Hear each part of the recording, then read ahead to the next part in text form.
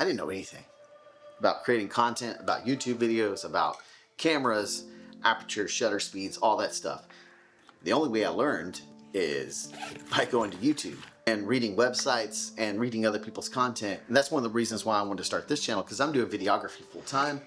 I'm learning how to do all these things, and I wanted to help you along the way I was helped along the way from other YouTube creators and people like that. So I am by no means perfect, but I've learned a lot of things along the way, and I want to share those things with you. The reason I tell you that is because I'm hoping this video will help you out, especially with sound. I do a lot of sports videography, and one of the things that you're hearing right now is through this boom mic that I have on the camera. It's not bad if you're within about 6 feet or so, but as you get further and further away, it picks up more and more audio from other sources and things like that. So we're gonna do a little experiment for you guys and let you see different samplings of just the mic inside the FX30 that we're gonna use, the built-in mic that I'm using on the camera here. The boom mic that you hear right now in front of you that I have rigged up to my FX30. The iPhone that I have behind me, the audio for that. The iPhone that I have behind me, the audio for that. And then I have this really other cool thing. And then we're gonna compare it with these Rode MEs. So whether you're making videos for yourself, whether you're making videos for a client, YouTube videos like I'm making right now, you can choose which one of these mics you want to use for the situation that you have. So this is actually perfect timing. I'm using the boom mic that you hear right now, and I have a refrigerator just to the right of the camera, my left, the right of the camera, that's running. So you might be able to hear that in the background, but I'm standing probably about 3 feet, maybe a little further away from the boom mic. And as I move further away, the quality changes. Now this is good if you're in a like run and gun situation, right? Where you have to move a lot. You have a lot of people that are talking in the area. You can't just mic up maybe just one guy or a coach or something like that. Okay, now I'm same distance away and I'm using the built-in mic on the FX30 that I have right now. The refrigerator is still running, so you may still hear it in the background. But I'm using the now built-in mic on the FX30, so you may be able to see a difference. I have my kiddo behind me playing his Xbox, so you may hear background noises back there as well. And as I move away, you can definitely tell the audio quality is just not as good as you would get with that boom mic. I have to get really close, and honestly, I think the sound sounds better when I'm behind it. Let me just go behind and just see you guys can hear this. I feel like it picks up the background in the back of the camera better than it does in the front, but you guys tell me what you think. All right, I got the boom mic plugged back in, and I'm gonna try out these bad boys, which if you're wanting a link for these, I have them down in the description below. But these are great for interviews that you're doing, or you're wanting to do like a coach that's doing some kind of clinic or something like that, and they're moving back and forth so far away. Now this says it can go about 100 yards away from the camera when it's hooked up Bluetooth. So we may have to try that out and take it out in the field and try it on a different video, but I want to give you guys just an idea. But these right here are the cheaper version, the MEs. It's not the gold or anything like that, but they work just fine. It's not gonna be the highest professional audio quality, but if you're looking for something like social media content, YouTube content, this is probably gonna be a way to go. One of the things I really love about these receivers is they have these cool little nifty stickers on the back. So you can tell which one actually goes onto your camera and which one is actually for your subjects that you want to mic up.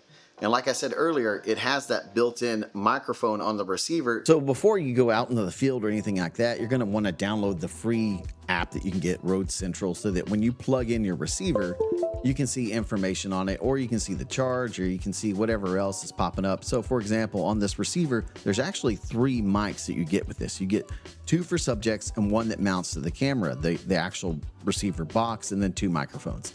One of the things you're going to want to make sure to do is toggle that mic off, because you don't want this picking up behind you if you're, had your subjects mic'd up and they can hear you talking and things like that. They don't want that. They don't want to hear people around the camera talking, unless you're doing an interview style where you're standing behind the camera and you're interviewing a subject in front of you who you have mic'd up with one of these wireless ME mics. That way it's not picking up you talking or breathing or anything like that. So make sure that you do this either before you go out in the field, or if you're in a run and gun situation, you can download the app on your phone, connect it to your phone, because you do get connectors for an iPhone and a Samsung phone.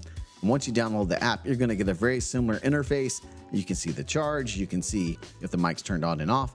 You want to make sure that's off so you don't pick up any background noise behind the camera. If you're in an outdoor environment and you don't want the wind noise, you can use one of these and just screw it right onto the top of the mic. It's super easy to do.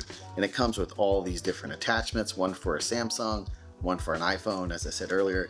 And then you have two different attachments. You can use this audio cable here to attach it, or the other one I have in my bag, this audio cable here. Now, I'm not gonna go into detail on how you sync these because, as I said I wasn't gonna show you, but I'm gonna show you. The power button options are right here on the bottom, and you just push them on, and as you turn it on, as I push it and hold it, it will turn on like that and tell me if something is synced. See how it's blinking? It's not synced to my other microphone. So I'm gonna turn that one on real quick. Get the solid lights, you know that it is synced. So these two microphones are synced up. So now all I have to do is attach it to my camera.